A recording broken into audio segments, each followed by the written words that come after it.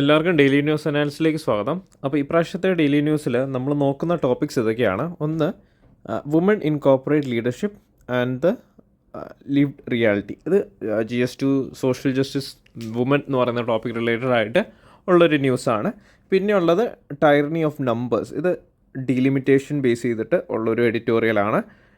ഇത് GS2 polity എന്ന് പറയുന്ന ടോപ്പിക് ഡീലിമിറ്റേഷൻ ബേസ് ചെയ്തിട്ടാണ് വരുന്നത്. അൺസെറ്റിലിംഗ് പ്ലാൻസ്, ഇത് USA കറണ്ട് ആയിട്ടുള്ള ഇപ്പോൾ അവരെടുക്കുന്ന എക്കണോമിക് പോളിസീസ് ആണെങ്കിലും ഒരു കൺസർവേറ്റീവ് അല്ലെങ്കിൽ ഒരു പ്രൊട്ടക്ഷനിസ്റ്റ് മെൻറ്റാലിറ്റിയിലാണ് അവരിപ്പോഴും കൂടുതൽ പോളിസീസ് ഇറക്കുന്നത്. അപ്പോൾ അത് എങ്ങനെയാണ് എക്കണോമിനെ ബാധിക്കുന്നത് എന്ന് ബേസ് ചെയ്തിട്ടാണ് ഈ ഒരു എഡിറ്റോറിയൽ പോകുന്നത്. ഓക്കെ, അപ്പോൾ അത് GS2 ഇൻ്റർനാഷണൽ റിലേഷൻസ് USA എന്ന് പറയുന്ന ടോപ്പിക്കിലാണ് അത് വരുന്നത്. പിന്നെയുള്ളത് ഈ നെക്സ്റ്റ് വൺ ഈസ് ഒരു ഡിസ്കഷനാണ്, ഒരു ഡിബേറ്റ് പോലാണ്. ഓക്കെ, അത് artificial intelligence is affecting critical thinking skills. അത് എസ്പെഷ്യലി എഡ്യൂക്കേഷൻ റിലേറ്റഡ് ആയിട്ട് സ്റ്റുഡൻസിനെ ബാധിക്കുന്ന ഒരു ടോപ്പിക്കാണ്.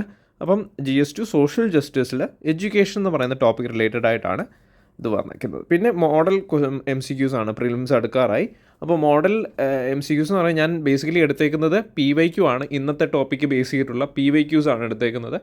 റീസൺ എന്താണെന്ന് വെച്ചാൽ നമുക്കറിയാം UPSC has a pattern of repeating topics. Questions repeat ചെയ്തില്ലെങ്കിലും ഈ ടോപ്പിക്സ് റിലേറ്റഡ് ആയിട്ട് UPSC ക്വസ്റ്റ്യൻസ് റിപ്പീറ്റ് ചെയ്യാറുണ്ട്.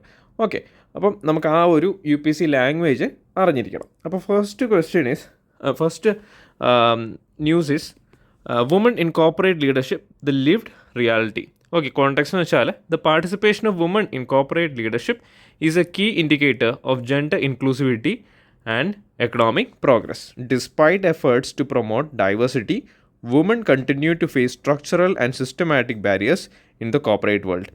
This article explains എന്താണ് ഈ ഒരു ഇതിൽ ലീഗൽ മാൻഡേറ്റ്സ്, അതുപോലെ തന്നെ ചാലഞ്ചസ്, വുമൺ എങ്ങനെയാണ് ഒരു കോർപ്പറേറ്റ് സെക്ടറിൽ അവർക്കുണ്ടാകുന്ന പ്രശ്നങ്ങളെയാണ് ഈ ഒരു ആർട്ടിക്കിളിൽ നമ്മൾ ഹൈലൈറ്റ് ചെയ്യുന്നത്.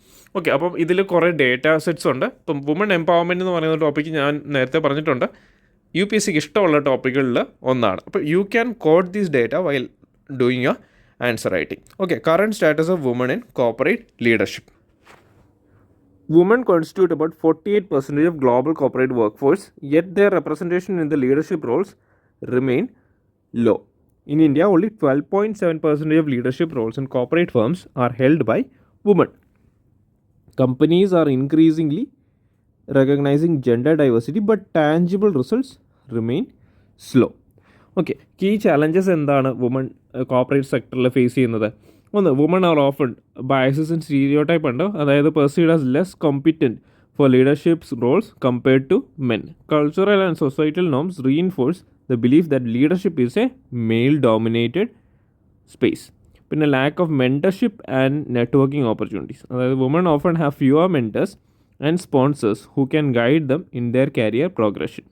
Informal business networking spaces are traditionally male dominated, limiting women's access. പിന്നെ work life balance and family responsibilities ആണ്. അതായത് woman often expected to both domestic റെസ്പോൺസിബിലിറ്റീസും പ്രൊഫഷണൽ റെസ്പോൺസിബിലിറ്റീസും അവർ മാനേജ് ചെയ്യേണ്ടി വരും. പിന്നെ മാറ്റേണിറ്റി ബ്രേക്സ്, അതുപോലെ തന്നെ കെയർ ഗീവിങ് ഡ്യൂട്ടീസ് ഒക്കെ വരുമ്പോഴേക്കും കരിയറിൽ അവിടെ ഒരു സ്റ്റോപ്പ് വരും. ഓക്കെ, അപ്പോൾ അങ്ങനെ പ്രശ്നങ്ങൾ ഉണ്ട്. പിന്നെ ഗ്യാസ് സീലിംഗ് എഫക്റ്റ് ആണ്. Woman face invisible barriers that prevent them from rising beyond middle management. Leadership positions are often held by men, creating a lack of role models. പിന്നെ gender pay gap and unequal opportunities. Woman in leadership roles are often paid less than their male counterparts. Promotion and appraisal systems may have inherent gender biases. Okay, പിന്നെ government and legal mandates ആണ്. പിന്നെ companies act 2013, നമുക്കറിയാം ഇതൊരു polity topic base ചെയ്തിട്ടുള്ളൊരു ന്യൂസാണ്. അപ്പം companies act 2013 mandates 1 woman director on the board of certain public limited companies. SEBI regulations 2015 requires at least 1 independent woman director in the board of NSE listed firms. പിന്നെ gender diversity policies encouraged in corporate governance frameworks to promote inclusivity. പിന്നെ global best practices. Countries like Norway and France have introduce corporate quotas to improve female leadership representation. Steps to improve women's leadership participation. Implement stronger diversity and inclusion policies. Companies must create gender-sensitive workplace policies. Equal access to leadership training programs should be ensured. പിന്നെ encourage flexible work policies. Remote work and flexible hours can help women manage professional and personal responsibilities effectively. Enhance leadership development programs, അതായത് mentorship initiatives should be designed to support women's leadership aspirations. Structured programs for career advancement must be introduced. പിന്നെ legal frameworks കൂട്ടുക. Okay, അതായത് more stringent gender diversity laws and corporate accountability mechanism should be enforced. Incentives must be introduced for companies excelling in gender inclusivity.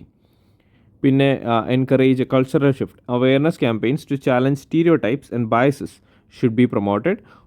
Men should be encouraged to become allies in gender equality efforts.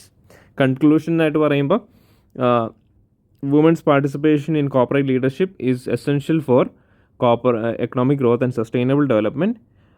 While legal mandates and corporate policies have made progress,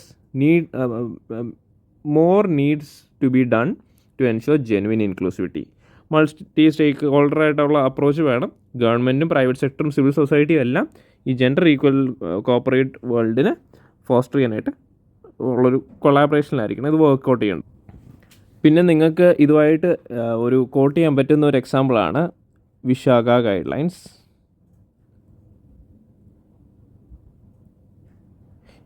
ഈ guide lines basically പറയുന്നത് work പ്ലേസിൽ ഉണ്ടാകുന്ന sexual ഹാരാസ്മെൻറ്റ്സിനെതിരെയുള്ള വരുന്ന guide lines ആണ്. Okay, അപ്പോൾ Vishakha guide lines you can code four gender equality in corporate അല്ലെങ്കിൽ work place base ചെയ്തിട്ടുള്ള ചോദ്യങ്ങൾ വന്നു കഴിഞ്ഞാൽ you can code that. Okay, next one is tyranny of numbers. Okay, delimitation is a crucial exercise that determines the representation of various regions in India's parliamentary and legislative systems. While it is meant to uphold democratic ideals by ensuring proportional representation, concerns have emerged regarding its potential to disrupt the federal balance, especially between northern and southern states. അപ്പോൾ അതിൻ്റെ ഒരു reason എന്ന് വെച്ചാൽ delimitation basically നടക്കുന്ന എങ്ങനെയാണ്, അത് population base ചെയ്തിട്ടാണ് division വരുന്നത്.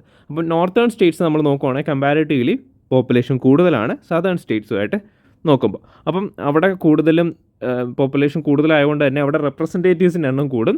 അപ്പോൾ മോർ നീഡ്സ് അല്ലെങ്കിൽ ഇഷ്യൂസ് ഓഫ് നോർത്തേൺ സ്റ്റേറ്റ്സ് കൂടുതൽ റെപ്രസെൻറ്റേഷൻ ലെജിസ്ലേറ്റീവിൽ വരാനായിട്ട് സാധ്യതയുണ്ട് compared to southern state.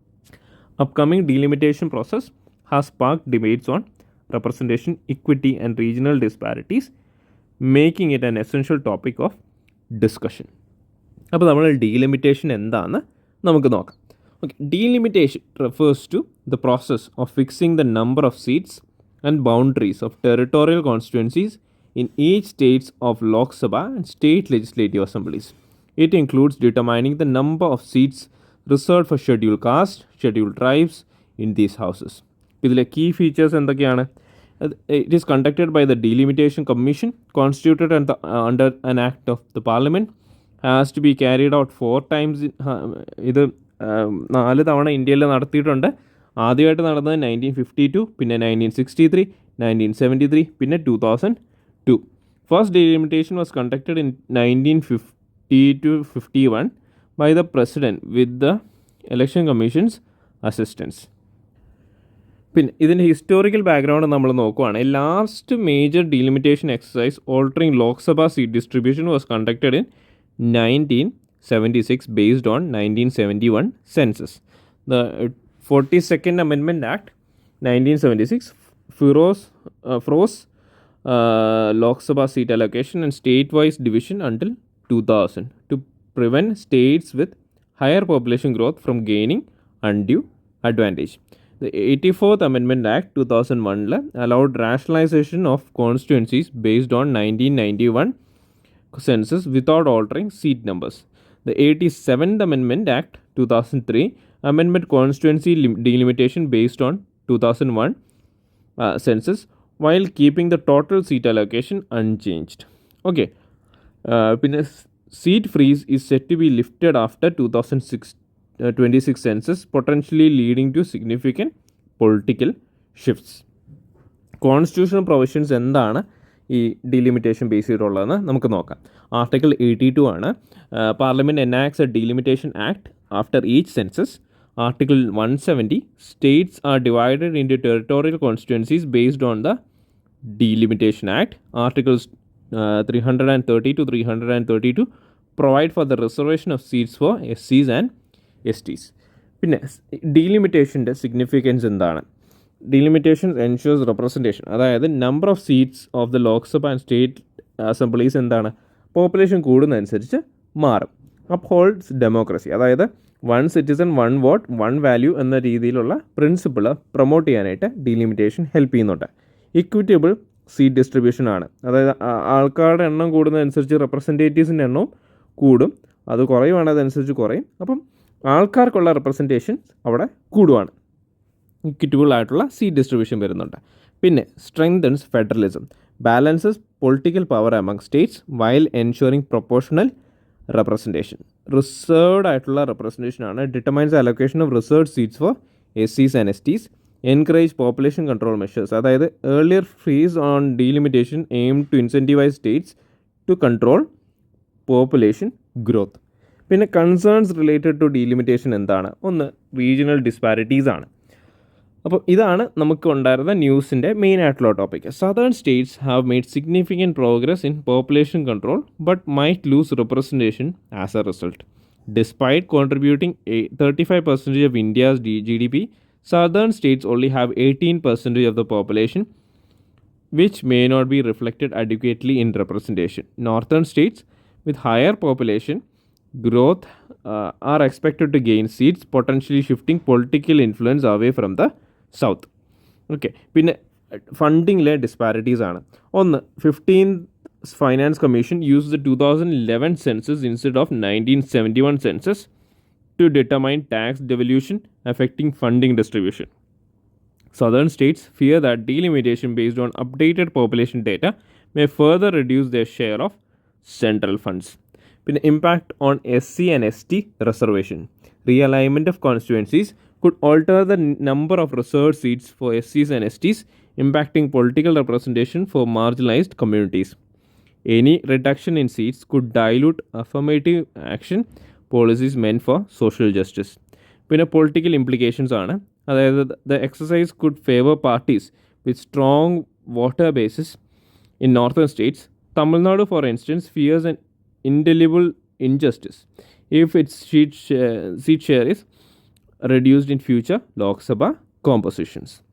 Okay, ഇതിൻ്റെ ഒരു വേ ഫോർവേഡ് നമ്മൾ നോക്കുവാണെങ്കിൽ കോൺസെൻസസ് ബിൽഡിംഗ് ആണ്, അതായത് union government should consult all stakeholders to develop a fair framework for delimitation. അതായത് പോപ്പുലേഷൻ ബേസ് ചെയ്തിട്ട് മാത്രമല്ലാതെ കുറച്ചുകൂടെ റെപ്രസെൻറ്റേഷൻ വരുന്ന രീതിയിൽ, അതേസമയം സദേൺ സ്റ്റേറ്റ്സിൻ്റെ നീഡിനെയും കൂടി അസസ് ചെയ്യുന്ന രീതിയിലുള്ള ഒരു കൺസെൻസ് ഡെവലപ്പ് ചെയ്തെടുക്കുക. A transparent and inclusive approach can strengthen trust between ruling party and the opposition. Balanced representation ആണ്. The delimitation process should consider factors beyond population such as economic contribution and development indicators. States that have controlled population growth should not be penalized with reduced representation.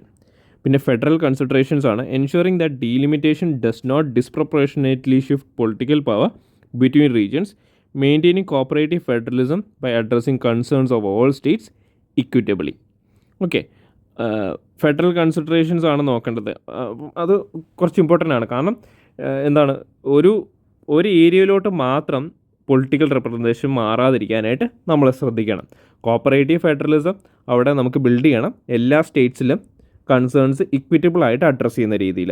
Protecting marginalised communities, ensuring SCs and ST representation is not adversely affected by new seat distributions. പിന്നെ gradual implementation ആണ്. Phased അല്ലെങ്കിൽ hybrid മോഡൽസിലായിരിക്കണം ഈ ഒരു political representation shift കൊണ്ടുവരണം. Sudden ആയിട്ട് change വന്നു കഴിഞ്ഞാൽ അത് ഭയങ്കര ഡ്രാസ്റ്റിക്കായിട്ട് ഉള്ള ചേഞ്ചസ് അല്ലെങ്കിൽ റിപ്രക്കോഷൻസ് ബിൽഡ് ചെയ്യും.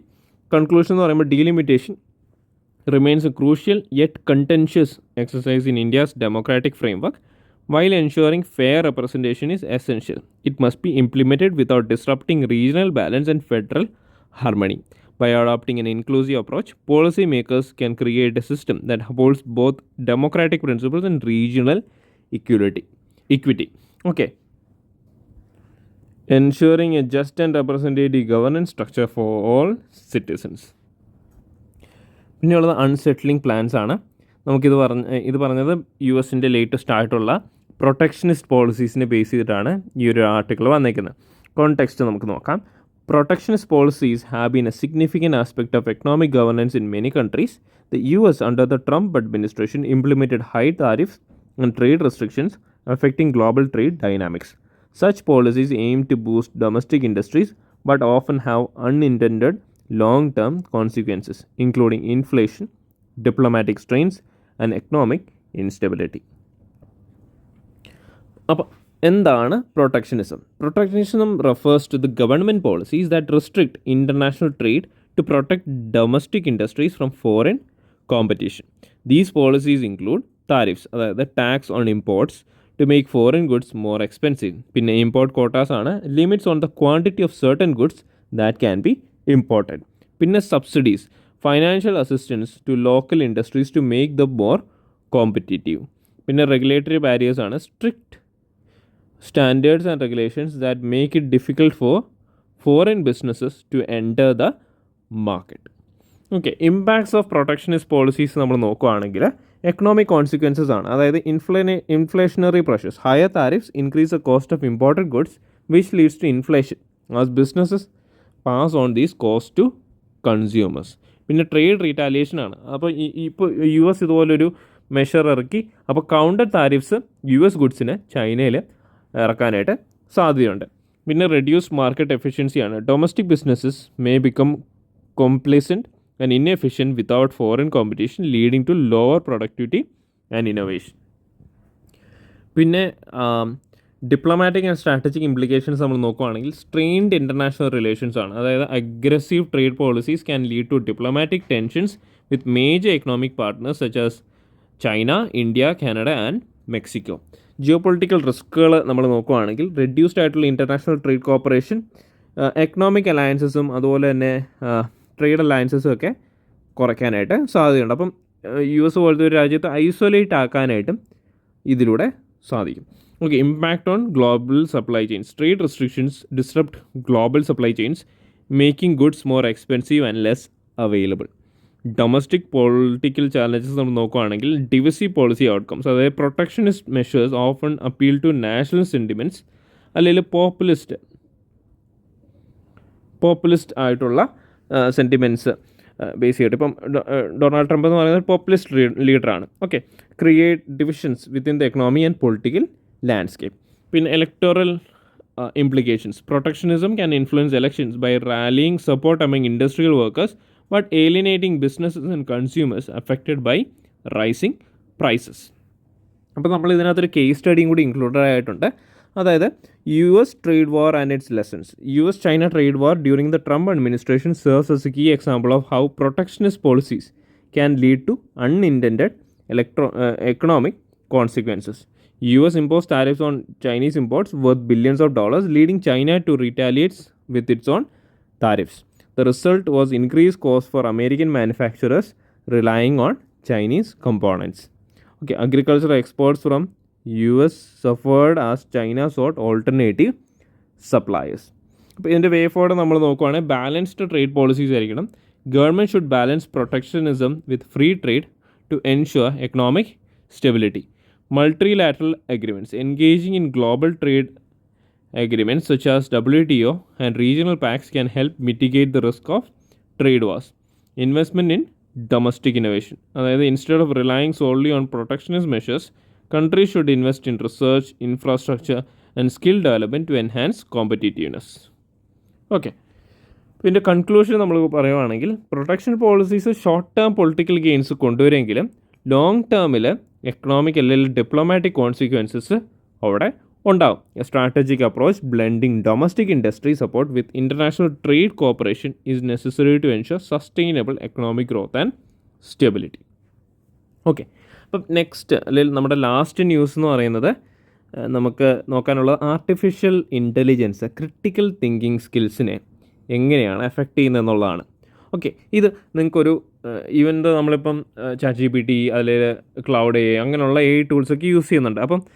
ഇപ്പം നമ്മളൊരു നോർമൽ ഇതിൻ്റെ ഒരു സിമ്പിൾ എക്സാമ്പിൾ പറയുകയാണ്. നമ്മളിപ്പോൾ ഒരു നോർമൽ സെൻറ്റൻസ് കൊടുത്തു ആൻഡ് സംടൈംസ് നമ്മൾ അതിനോട് ചോദിക്കും ഇത് ഗ്രാമാറ്റിക്കലി കറക്റ്റ് ആണെങ്കിൽ അത് എടുക്കാനായിട്ട്, അത് കറക്റ്റാക്കി എടുക്കാനായിട്ട് അല്ലേ. അപ്പോൾ അങ്ങനെ വരുമ്പോഴേക്കും നമ്മൾ ഇൻ എ വേ ആ ഗ്രാമാറ്റിക്കൽ സ്കിൽസ് നമ്മൾ പഠിക്കുന്നില്ല, we are relying on another tool. Okay, അപ്പം ഈ ന്യൂസിൻ്റെ കോണ്ടെക്സ്റ്റ് അങ്ങനെ അതൊരു സിമ്പിൾ എക്സാമ്പിളാണ് ഇതിൻ്റെ. ഓക്കെ, അതുപോലെ തന്നെ ഈ ഒരു ന്യൂസ് ബേസ് ചെയ്തിട്ട് അല്ലെങ്കിൽ ഈ ഒരു ഡിബേറ്റ് ബേസ് ചെയ്തിട്ട് ക്രിട്ടിക്കൽ തിങ്കിങ്ങിനെ എങ്ങനെയാണ് ആർട്ടിഫിഷ്യൽ ഇൻ്റലിജൻസ് എഫക്റ്റ് ചെയ്യുന്നതെന്ന് നമുക്ക് നോക്കാം. കോണ്ടെക്സ്റ്റ് എന്ന് വെച്ചാൽ artificial intelligence is increasingly being integrated into classrooms and higher education institutions with AI tools such as ChatGPT and generative AI transforming the way students learn. Concerns have emerged regarding its impact on critical thinking skills. While AI fosters accessibility and efficiency, it may also reduce students' ability to engage in independent reasoning and problem solving. അപ്പം AI in education അത് ഒരു ഗുണമാണോ അല്ല അതൊരു benefit ആണോ അല്ലെങ്കിൽ അതൊരു പ്രശ്നമാണോ? Okay, benefits in AI in education എന്താണെന്ന് ചോദിച്ചു കഴിഞ്ഞാൽ അത് ലേണിംഗ് എഫിഷ്യൻസി കൂട്ടുക. അതായത് AI tools personalised learning experiences adapting to individual student needs. പിന്നെ bridging educational gap. AI assist students with disabilities, language barriers and remote learning. പിന്നെ improved research and productivity ആണ്. അതായത് AI help students analyse large data sets and generate ideas quickly. Automation for repetitive tasks. AI reduces administrative burdens on teachers, allowing more time for interactive teaching. ഇതാണ് അതിൻ്റെ ഒരു plus points എന്ന് പറയുന്നത്. പക്ഷേ AI എങ്ങനെയാണ് critical തിങ്കിങ്ങിനെ effect ചെയ്യുന്നത്? ഒന്ന്, surface level learning ആണ്. Students may rely on AI for direct answers without critically analysing the information. ഈ ഒരു ആൻസറിൻ്റെ റിസൾട്ട് മാത്രമായിരിക്കും ഫോക്കസ് ചെയ്യുന്നത്, അതെങ്ങനെ വന്നു എന്നുള്ളൊരു പാത്ത് സ്റ്റുഡൻസിന് ചിലപ്പോൾ കിട്ടത്തില്ല. പിന്നെ reduced analytical and problem solving skills. അതായത് excessive dependence on AI might weak and independent thinking abilities. Ethical concerns. AI generated response may contain biases. അപ്പം നമുക്ക് ഇപ്പോൾ ചാറ്റ് GPT എങ്ങനെ വർക്ക് ചെയ്യുന്നത് അല്ലെങ്കിൽ ഇതുപോലുള്ള ജനറേറ്റീവ് AIs എങ്ങനെ വർക്ക് ചെയ്യുന്നതെന്ന് ചോദിച്ചു കഴിഞ്ഞാൽ ദേ വർക്ക് ഓൺ ഇപ്പം നമ്മളൊക്കെ കൊടുക്കുന്ന ഇൻഫർമേഷൻ ബേസ് ചെയ്തിട്ടാണ് ഈ ജനറേറ്റീവ് AI റിസൾട്ട്സുകൾ ഉണ്ടാക്കുന്നത്. അപ്പം ലോകത്തെല്ലാവരും ഫീഡ് ചെയ്യുന്ന ഇൻഫർമേഷൻ ബേസ് ചെയ്തിട്ട് ഇവരൊരു ആൻസർ വരുമ്പോൾ ദെയർ ക്യാൻ ബി ബയസസ്. അതായത് സർട്ടൻ ആൾക്കാർ ഇന്ന രീതിയിൽ ഒരു ഇൻഫർമേഷൻ ഫീഡ് ചെയ്യുവാണ് ഓൺ എ ലാർജ് സ്കെയിൽ. അപ്പോൾ അങ്ങനെ വരുമ്പോഴേക്കും ചാറ്റ് GPTക്ക് ആ ഇൻഫർമേഷൻ, അതായത് ഇപ്പം ചക്ക മാങ്ങയാണ് എന്നൊരു ഇൻഫർമേഷൻ ഒരു ലാർജ് നമ്പർ ഓഫ് ആൾക്കാർ കൊടുക്കുവാണെങ്കിൽ എന്തു പറ്റും? ചക്ക മാങ്ങയാണെന്ന് ചാറ്റ് GPT പറയും. അപ്പോൾ അങ്ങനൊരു ബയസസ് അതിനുണ്ട്. ആൾക്കാർ ഫീഡ് ചെയ്യുന്ന ഇൻഫർമേഷൻ ബേസ് ചെയ്തിട്ടാണ് അതിൻ്റെ റെസ്പോൺസസ് വരുന്നത്. അപ്പോൾ ഇന്നാക്യുറസീസ് ആൻഡ് പൾച്ചറിസം. പൾച്ചറിസം എന്ന് പറഞ്ഞാൽ വേറെ കണ്ടൻറ്റ്, ഒത്തൻറ്റിക് ആയിട്ടുള്ള കണ്ടൻറ്റ് കോപ്പി പേസ്റ്റ് ചെയ്തിട്ട് വേറെ ആൾക്കാർ യൂസ് ചെയ്യുക, അങ്ങനെയുള്ള കേസസ് വരുന്നത്. ഓക്കെ, കോപ്പി പേസ്റ്റ് ചെയ്യുന്നത് നമ്മളിപ്പോൾ ബ്ലോഗ് ഉണ്ടാക്കുമ്പോൾ വേറെ ബ്ലോഗിൽ നിന്ന് എടുത്ത് കോപ്പി പേസ്റ്റ് ചെയ്യുമല്ലോ, അതാണ് പൾച്ചറിസം എന്ന് പറയുന്നത്. കണ്ടൻറ്റ് വേറൊരു സോഴ്സിൽ നിന്ന് എടുക്കുക. പിന്നെ regulatory and institutional challenges. Many universities lack clear guidelines on AI integration in education. Challenges in regulating AI in education. ഒന്ന്, lack of standardised policies. Universities and institutions have varying approaches to AI adoption. Data privacy and security risk. AI tools collect vast amount of data, raising concerns about misuse. Balancing AI use with human interaction. AI should complement, not replace, traditional teaching methods. Evolution of educational systems. Institutions must evolve curricula to incorporate AI ethics and digital literacy. ഇപ്പോൾ ഇതിൻ്റെ വേ forward നമ്മൾ നോക്കുകയാണെങ്കിൽ policy and regulatory മെഷേഴ്സാണ് വേണ്ടത്. അതായത് develop institutional guide lines. Universities should establish AI usage frameworks while promoting critical thinking. പിന്നെ enhance digital literacy. സ്റ്റുഡൻസിന് എന്താണ് AI റെസ്പോൺസിബിളിയും അതുപോലെ തന്നെ AI ജനറേറ്റഡ് ഇൻഫർമേഷൻ വെരിഫൈ ചെയ്യാനായിട്ടുള്ള ഫെസിലിറ്റി വേണം. എത്തിക്കലായിട്ടുള്ള AI usage. AI tools should be designed with fairness, transparency and biases mitigation. Encourage blended learning. AI should supplement traditional education without replacing human instruction. പിന്നെ conclusion നമ്മൾ കൊടുക്കുകയാണ് AI in education is an inevitable technological shift that offers numerous advantages while also posing challenges, striking a balance between AI assistance and human cognitive development is essential to ensure students retain critical thinking abilities. Regulations, ethical AI implementation, and digital awareness may play a crucial role in shaping the future of AI-driven education. നമുക്കിനി കുറച്ച് previous year ക്വസ്റ്റ്യൻസും കൂടി നോക്കാം. ഇത് 2012 ചോദ്യമാണ്. With reference to delimitation commission consider the following statements. Okay, അപ്പം എന്ന് വെച്ചാൽ ഇതിൽ ഏതൊക്കെയാണ് കറക്റ്റ് എന്നാണ്. First statement is the orders of delimitation commission cannot be challenged in a court of law. പിന്നെ when the orders of delimitation commission are laid before the Lok Sabha or state legislative assembly they cannot affect any modification in the orders. അപ്പോൾ അതിൻ്റെ answer C ആണ്. Both of the statement are correct. Next statement 2020 base ചെയ്തിട്ടുള്ള ചോദ്യമാണ്. With the present state of development artificial intelligence can effectively do which of the following. First one is bring down electricity consumption in industrial units, create meaningful short stories and songs, disease diagnosis, text-to-speech conversion, wireless transmission of electrical energy. ഇപ്പോൾ ഇതിൽ 2020 base ചെയ്തിട്ടുള്ള ചോദ്യമാണ്. അപ്പോൾ അത് നമുക്കത് detailed ആയിട്ട് എന്തുകൊണ്ടാണ് ഈ ഒരു പെർട്ടിക്കുലർ ആൻസർ വരുന്നതെന്ന് കൂടി നമുക്ക് നോക്കാം. ഇതിലെ ആൻസർ 1, 3 and 4 ഒള്ളിയാണ് UPSC തന്ന ആൻസർ. ഓക്കെ, അപ്പോൾ അതിന് ആൻസർ എന്ന് പറയുന്നത് AI powered predictive maintenance can reduce അതായത് ഹെൽത്ത് അല്ലെങ്കിൽ ഹെൽത്ത് ഫെയിലിയേഴ്സ് അങ്ങനെയുള്ളതൊക്കെ AIക്ക് പ്രെഡിക്റ്റ് ചെയ്യാൻ പറ്റും. അത് ഫസ്റ്റ് സ്റ്റേറ്റ്മെൻറ്റ് ഈസ് കറക്റ്റ്. പിന്നെ ക്രിയേറ്റീവ് കണ്ടൻറ്റ് ജനറേഷനാണ്. ഇപ്പോൾ AI പർട്ടിക്കുലർലി അവർക്ക് കണ്ടൻറ്റ് ജനറേറ്റ് ചെയ്യാനായിട്ട് പറ്റും, പക്ഷേ അതിൽ മീനിങ് ഫുൾ ആയിട്ടുള്ള കണ്ടൻറ്റ് ജനറേറ്റ് ചെയ്യാൻ പറ്റുമോ എന്നുള്ള കാര്യത്തിൽ ഡൗട്ടാണ്. അതുകൊണ്ടാണ് സെക്കൻഡ് സ്റ്റേറ്റ്മെൻറ്റ് ഇൻകറക്റ്റ് ആയിട്ട് വന്നത്. പിന്നെ മെഡിക്കൽ ഡയഗ്നോസിസ് ആണ്. അതായത് AI has revolutionise health care. അപ്പം മെഡിക്കൽ ഡയഗ്നോസിസും മെഡിക്കൽ ഇമേജസും കാര്യങ്ങളെല്ലാം ഇൻ്റർപ്രറ്റ് ചെയ്യാൻ പറ്റും. അതുകൊണ്ട് third statement is correct. Fourth statement is correct because text to speech conversions, അതായത് AI powered text to speech systems ഒക്കെ ഇപ്പോൾ ഉണ്ട്. 11 ലാബ്സ് അങ്ങനെയുള്ള ടൂൾസൊക്കെ അവൈലബിൾ ആയിട്ടുണ്ട്. അപ്പം സ്റ്റേറ്റ്മെൻറ്റ് 4 ഈസ് കറക്റ്റ്. പിന്നെ വയർലെസ് പവർ ട്രാൻസ്മിഷനാണ്. While AI contributes to predicting receiver positions in wireless power transfer, direct ആയിട്ടുള്ള wireless transmission of electrical energy fully developed ആയിട്ടില്ല. അപ്പോൾ കറണ്ട് വയർലെസ് ട്രാൻസ്മിഷൻ മെത്തേഡ്സ് ഇപ്പോൾ ഓപ്പറേഷൻ അല്ല. അപ്പോൾ അതിൽ AI ഇൻ്റർവെൻഷൻ വന്നിട്ടില്ല. അതുകൊണ്ടാണ് സ്റ്റേറ്റ്മെൻറ്റ് 5 ഇസ് ഇൻകറക്റ്റ്. ഓക്കെ, അപ്പം ഈ പ്രാവശ്യത്തെ DN ഇച്ചിരി ലോങ് ആയെന്നറിയാം. കണ്ടൻറ്റ് കൂടുതലായിരുന്നു, ന്യൂസസും കൂടുതലുണ്ടായിരുന്നു. അപ്പോൾ ഈ പ്രാവശ്യത്തെ DN അനാലിസിസ് എല്ലാവർക്കും മനസ്സിലായെന്ന് വിചാരിക്കുന്നു. ഇനി അടുത്ത പ്രാവശ്യം കാണാം. നന്ദി, നമസ്കാരം.